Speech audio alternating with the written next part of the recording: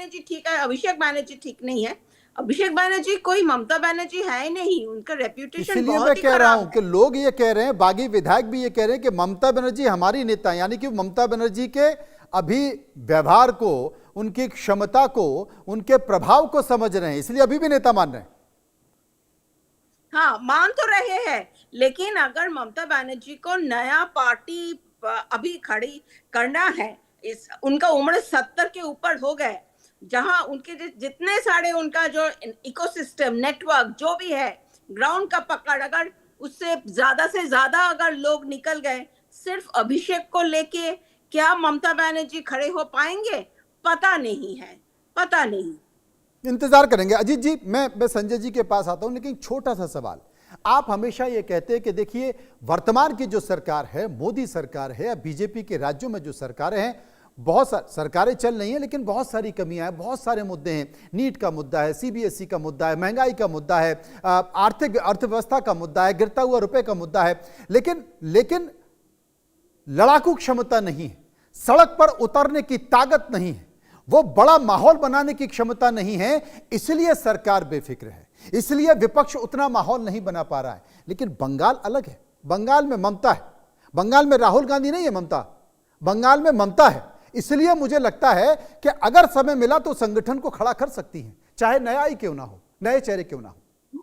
नहीं, मैं अब देखिए मनोज, क्या होता है कि एक ही बार जो कुछ होता है, एक ही बार संगठन बना था, उनके पास एक उम्र थी, उस उम्र में उन्होंने सड़कों पे लड़ाई लड़ी और एक संगठन खड़ा कर दिया। देखिए बड़ा मुश्किल होता है। आप दिल्ली में देखो, केंद्र में ही देखो कि कांग्रेस जब 2014 में मोदी प्रधानमंत्री बने थे, तो उस वक्त जो कांग्रेसी होते थे वो कहते थे बस अगली बार नहीं बनेंगे, फिर वो हो गए, फिर अगली बार नहीं बनेंगे। देखिए अगर 10 साल भी, कम से कम 10 साल वहां पर अगर बीजेपी का शासन रहता है, तो मेरा मानना है कि ममता बनर्जी राजनीतिक रूप से बहुत कमजोर हो चुकी होंगी। उनकी पार्टी के पास संगठन नहीं होगा। जैसे बंगाल में एक परंपरा है, कैडर शिफ्ट हो जाता है।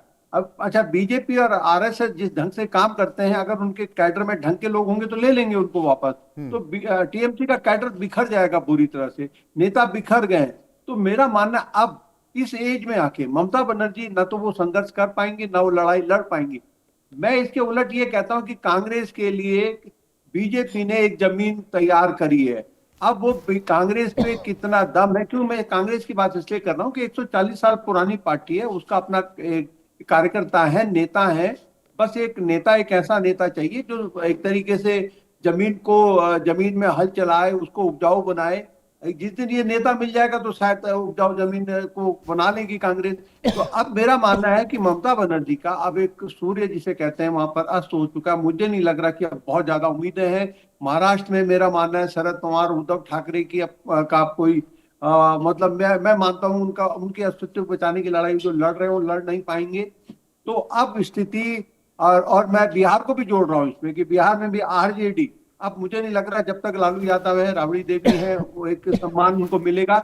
लेकिन अब जो उम्र है इन सब बड़े नेताओं की, जो हालात हैं, उस हालात में अब तो मुझे नहीं लगता कि ममता बनर्जी दिल्ली आए, लखनऊ जाए, कहीं जाए। अभी सब डरे हुए हैं, सारी राजनीतिक पार्टियां डरी हुई हैं। अखिलेश यादव के सिर पे चुनाव है, उनको ये चुनाव उनके लिए एक तरीके से उनके भी अस्तित्व के लिए एक बड़ा इंपॉर्टेंट चुनाव हो गया है। तो मेरा ये मानना है कि अगर बंगाल के बाद यूपी में भी यही रिजल्ट आता है तो अखिलेश यादव भी एक तरीके से बेरोजगार हो जाएंगे, उनकी पार्टी भी कितनी बचेगी कह नहीं सकते। तो ममता बनर्जी अब फिर से उभरेंगी, फिर से खड़ी हो पाएंगे, मुझे इसमें कतई कोई दम नहीं लगता है। मैं एक पत्रकार और एक विश्लेषक होने के नाते ये कह सकता हूँ कि ममता बनर्जी ने जो पीक पाना था पा लिया है, अब सिवाय उतार के कुछ नहीं होगा, मेरा ऐसा आकलन है। जब तक वो रहेंगी, उनको कभी कभी प्रेस कॉन्फ्रेंस हो जाएगी, कभी दिल्ली आके एक प्रदर्शन वगैरह में, लेकिन अब पहले वाली बात नहीं है। वो अब लड़ाई बहुत कैडी लड़ाई है बीजेपी के सामने। बीजेपी के साथ लड़ाई लड़ने के लिए बहुत दमदार दिमागदार नेता चाहिए। समझ में आ गया। आपने पश्चिमी उत्तर प्रदेश का एक शब्द कह दिया कि बहुत कैडी लड़ाई है। बहुत कैडी मतलब बहुत कड़ी लड़ाई है, और ये इतनी आसान लड़ाई नहीं है। संजय द्विवेदी, अब क्या, जैसे कि खुद अजीत जी ने कह दिया कि भाई तमाम जो रीजनल पार्टियां हैं वो डरी हुई है नहीं। अब मतलब उसमें वो चमत्कार नेतृत्व तो चाहे वो एनसीपी में शरद पवार साहब का हो, या फिर शिवसेना में उद्धव ठाकरे का हो, या फिर आरजेडी में लालू प्रसाद यादव का हो, या फिर समाजवादी में मुलायम सिंह यादव का हो, वो चमत्कार नेतृत्व तो अब रहा नहीं। नहीं, चमत्कार तो अभी भी है, ये आप गलत कह रहे हैं मनोज। जब यहाँ कोई नियम कानून नहीं बचे हैं देश में, आप सुप्रीम कोर्ट पढ़ लीजिए, जो सुप्रीम कोर्ट रिजल्ट दिया था उसमें कहा था उद्धव ठाकरे ने जो बीएम जारी किया था वो बीएम माना जाएगा, जो एकनाथ शिंदे ने बीएम जारी किया था वो नहीं माना जाएगा। क्या स्पीकर ने मानी सुप्रीम कोर्ट में बात? नहीं मानी। तो जब आप नहीं मान रहे हैं, दूसरी बात, अगर एकनाथ शिंदे और उद्धव ठाकरे अलग अलग पार्टी चुनाव लड़े, अलग अलग सिंबल चुनाव लड़े, भाई धनुष उनको ना मिले, या ये शरद पवार जी करना चाहता, अलग अलग चुनाव लड़ते, जो देखिए पार्टी का नाम और पार्टी का चुनाव चिन्ह जिसके पास रहेगा उसका 4 से 5% वोटर जो है वो ऑटोमेटिक मिल जाता होता है उसका, ये आप निश्चित मान लीजिए। ये उसका फायदा मिलता है जिसके पास चुनाव चिन्ह है और जिसके पास पार्टी का नाम है। अब कल पश्चिम बंगाल में अगर इनको पार्टी का नाम मिल जाएगा और उनको चुनाव चिन्ह मिल जाएगा तो निश्चित ममता बनर्जी डाउन हो जाएंगी। जैसे महाराष्ट्र में क्या, महाराष्ट्र में अगर एनसीपी का चुनाव चिन्ह ना चिंता, पार्टी ने ना चिंता, तो देखे एकनाथ शिंदे अजीत दादा पवार क्या कर लेते। जिस तरह से शरद पवार ने अपनी पार्टी बनाई, अपना अलग चुनाव चिन्ह लिया, इंदिरा गांधी ने पार्टी बनाई या चुनाव चिन्ह अलग लिया, तो वो इनकी औकात ही नहीं है, ना इनकी हिम्मत है, क्योंकि बीजेपी हाथ है। इसी से लग रहा है ना भाई, अगर आपको हम अच्छे नहीं लग रहे, ममता बनर्जी अच्छी नहीं लग रही, उद्धव ठाकरे अच्छे नहीं लग रहे, आप पार्टी बनाइए अपनी अलग, चुनाव चिन्ह लीजिए, मैदान में आइए, मैदान में आके चुनाव लड़िए आगे। अगर आपको जनता स्वीकार करे तो आप मुख्यमंत्री बनिए, मंत्री बनिए। लेकिन यहाँ सुविधाएं तो भारतीय जनता पार्टी पहले से दे देती है कि नहीं आइए, आपको ये मिलेगा, आपको इतना मिलेगा, आपको ये मिलेगा, आपको ये मिलेगा। चूंकि हमने क्या कहा, भाजपा के कोष में 13,000 करोड़ रुपए है, पीएम केयर फंड में करोड़ों रुपए, अरबों रुपए है, इलेक्ट्रॉल बॉन्ड में अरबों रुपए है। देश में महंगाई, बेरोजगारी, पेट्रोल डीजल के दाम बढ़ रहे हैं, रसोई गैस दाम बढ़ रहे हैं, लेकिन इनके खाते में ज्यादा पैसे, ये कभी आज तक हुआ? 75 साल में इतनी सरकारें देश में रही हैं, किसी के खाते में, किसी के पास क्या पार्टी में इतना पैसा रहा है? नहीं रहा, क्योंकि जब उनको देखना ही नहीं ना, उनको जानते कैसे छीन झपट के कैसे हम बना लेंगे, कैसे कर लेंगे। तो भैया पार्टी नाम जब चला जाएगा और चुनाव चिन्ह चला जाएगा तो आप ही मान लीजिए जिस नेता को मिल जाएगी, वो संजय त्रिवेदी को अगर मिल जाए आज की डेट में, पार्टी खड़ा कर दूंगा। श्यामा प्रसाद जी, संजय जी की अगर बातों को देखा जाए तो जो श्यामा प्रसाद मुखर्जी जी हैं, जिन्होंने पार्टी को बनाया, पार्टी का चाल चरित्र चेहरा तय किया, तो अभी के श्यामा प्रसाद से मैं ये समझने की कोशिश करूंगा कि संजय जी कह रहे हैं कि अब बीजेपी का चाल चरित्र चेहरा वो नहीं रह गया जो उस समय के श्यामा प्रसाद मुखर्जी ने तय किया था। ये अगली बारी वाजपेयी समय था जो जी एक सीट उन्होंने छोड़ दिया था। पहले ये चीज बताना, तो बंगाल के इलेक्शन जो है यहाँ पे, ये श्यामा प्रसाद मुखर्जी ने बंगाल को बचाया था, क्योंकि जब भाग हो रहा था तो पूरे बंगाल को ही दिया गया था पाकिस्तान को, तो उन्होंने इसको बचाया था। बचाने के बाद अभी जो हम बंगाल में बैठे हैं ये उनकी ही देन है। और उसी बंगाल को ममता बनर्जी ने फिर बांग्लादेश बनाने की कोशिश कर रही थी, जिहादियों को यहाँ पे ला रही थी। और कितने बांग्लादेशी स्लोगन है, जय बांग्ला बोलिए, बांग्लादेश के बांग्लादेश के स्लोगन है वो बंगाल में चला रही थी यहाँ पे। अब सोचिए, भारत में रह के कोई बांग्लादेश का स्लोगन यहाँ पे डालेगा और बांग्लादेश को बनाने की कोशिश करेगा तो आदमी से नकारा है। और श्यामा प्रसाद मुखर्जी जिन चिंताधाराओं से ये दल को प्रतिष्ठित किए थे, उसी पे दल आज भी कायम है। उनकी जो डेडिकेशन थी, हम अभी भी उसी राह पे चल रहे हैं। लेकिन ममता बनर्जी को जैसे सोच के आदमी ने उनको वोट दिया था, बंगाल में उनको लाए थे, वो माँ माटी मानुष बोल के आई थी, लेकिन माओ को उन्होंने दर्शन किया है और माटी को उन्होंने बेच डाला। और मानुष को वो सोचिए 330 हमारे कार्यकर्ता और कांग्रेस सभी जाति सभी को कार्यकर्ता को उन्होंने कत्ल किया है। तो उन्होंने जो वादे करके आए थे उनमें वो कहीं पे खड़ी नहीं आई। अभी उनका हालत ऐसे है, ना कोई पूछता है ना कोई सूंघने जाता है। अभी जो उनके जो पार्टी के विधायक है वो भी उनके बच के चल रहे हैं। वो मीटिंग बुला रही है, उनमें सांसद के नहीं जा रहे हैं, विधायक नहीं जा रहे हैं, क्योंकि सबने घोटाला किया हुआ है। अभी ऐसे बोल रहे हैं कुछ विधायक कि देखो हमको तो कोई चोर नहीं बोल रहा है। श्यामा जी, अगर सबने घोटाला किया है तो जो 58 विधायक ममता बनर्जी की पार्टी छोड़कर बगावत कर दी है, इनमें से कितने अंदर जाने वाले हैं ये बता दीजिए। एक भी अंदर जाएगा? देखिए सबके ऊपर कार्रवाई होगी। जितने हैं हमारे अध्यक्ष जी ने एकदम क्लियर किया है, और पश्चिम बंगाल के मुख्यमंत्री जी ने भी क्लियर किया है, जो भी दोषी है सबके ऊपर चार्जेस बैठेंगे, सबके ऊपर कानूनी कार्रवाई होगी। लेकिन कानून के दायरे में होंगे, जो होगा कानून के दायरे में होगा, क्योंकि अभी जाके पश्चिम बंगाल में कानून का शासन बैठा है। इससे पहले ममता का शासन चल रहा था, कानून नाम की कोई चीज नहीं थी। ईडी सीबीआई के ऊपर भी उन्होंने आक्रमण कर रहे थे, वो सबके ऊपर दखलदारी कर रहे थे, कोई चीज नहीं थे। लेकिन अभी कानून का शासन है, और कानून के दायरे में रह के जो घोटाला किया है इन्होंने, सबका विचार होगा, सबको लेके जेल में डाला जाएगा। वो अपने आप में कोई भी झगड़ा कर ले, कोई 58 विधायक हो, नहीं श्यामा प्रसाद जी, सबको नहीं डाल पाएंगे, सबको नहीं डाल पाएंगे। जो आपकी डी में आ गए उनको नहीं डाल पाएंगे। जोता मैं समझ हम किसी को नहीं ले रहे। एकनाथ शिंदे के खिलाफ जो है, एकनाथ शिंदे के खिलाफ जनता का राय सुन लीजिए, लेने की जरूरत क्या है? एकनाथ शिंदे के खिलाफ जो है देवेंद्र फडणवीस जी ने, संजय क्या कह रहे हैं? हाँ, एकनाथ शिंदे के खिलाफ जब मुख्यमंत्री थे एकनाथ शिंदे, परिवहन निगम में जो घोटाला हुआ था उसमें उन्होंने कार्रवाई की। क्या हुआ अब तक मुझे बता दीजिए आप। जो कार्रवाई उन्होंने परिवहन घोटाले में कार्रवाई की थी, जब वो मुख्यमंत्री थे, देवेंद्र फडणवीस मुख्यमंत्री थे, जब देवेंद्र फडणवीस जी मुख्यमंत्री बने तो उनके ऊपर कार्रवाई की जा रही है एकनाथ शिंदे के ऊपर। क्या मुख्यमंत्री पद से हटाया? नहीं हटाया। क्या कार्रवाई हुई पता नहीं।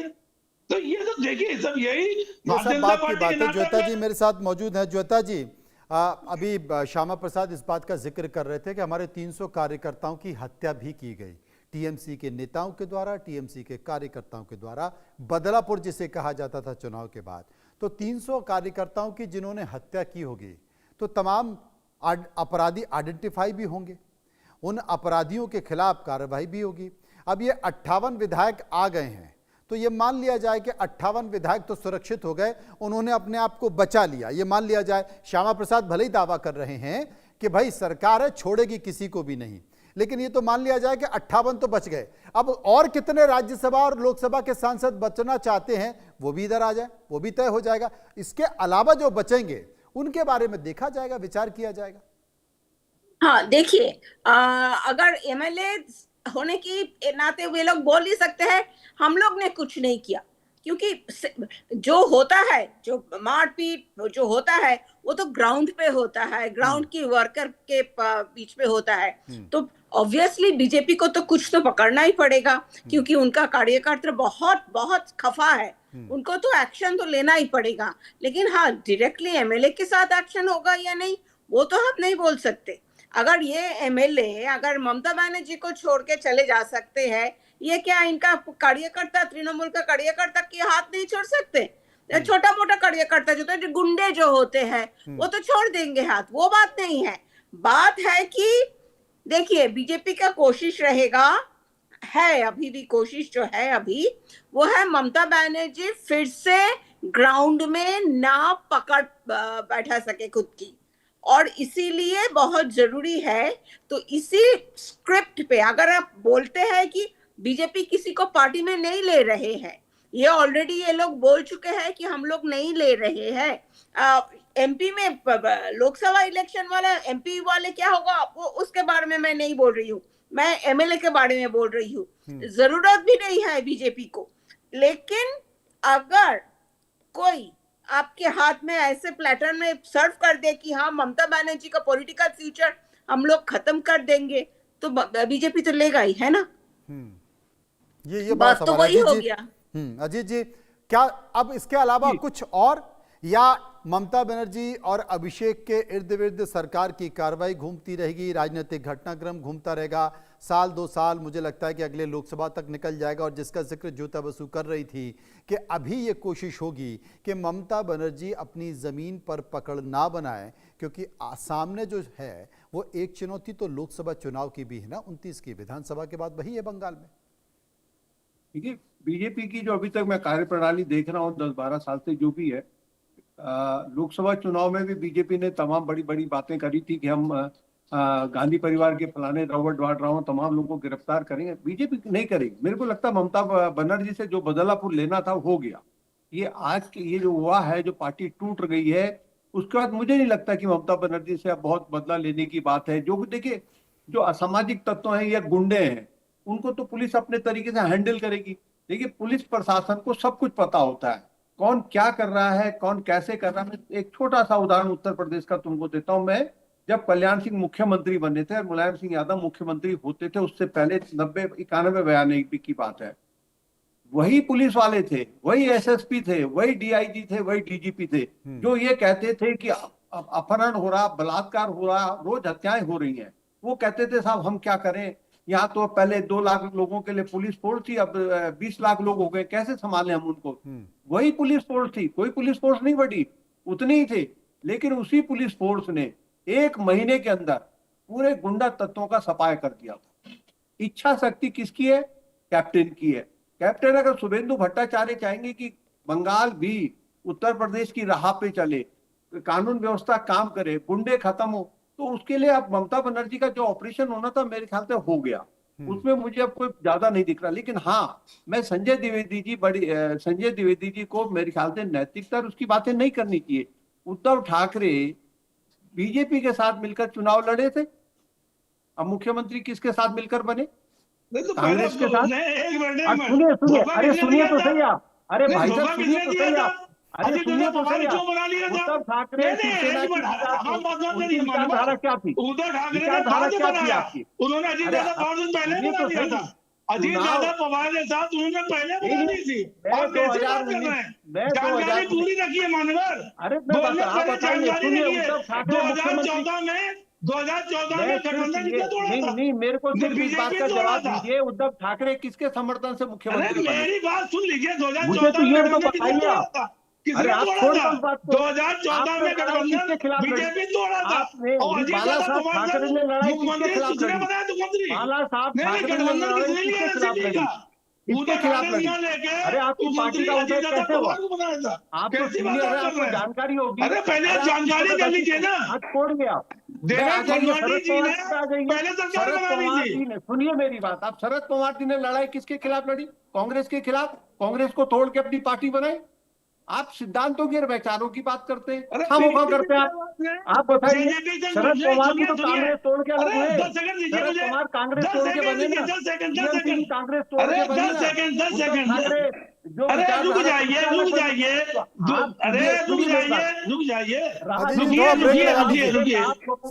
कहना चाह रहे हैं?